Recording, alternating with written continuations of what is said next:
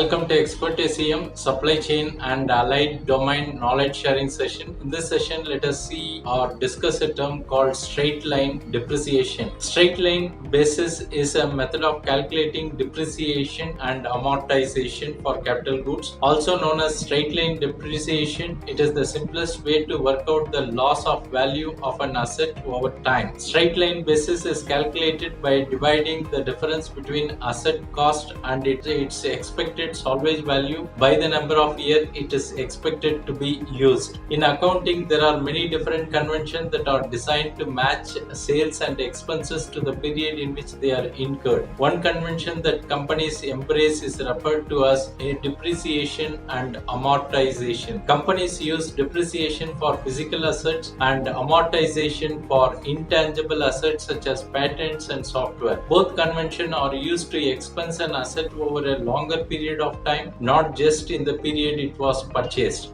In other words, companies can stretch the cost of the assets over many different time frames, which lets them benefit from the asset without deducting the full cost from the net income. The challenge is determining how much to expense. One method accountants use to determine this amount is the straight line method. To calculate straight line basis, take the purchase price of an asset and then subtract the salvage value, its estimated sell-on value when it is no longer expected to be needed. Then divide the resulting figure by the total number of years the asset is expected to be useful, referred to as useful life in the accounting jargon. Thanks for watching. Bye.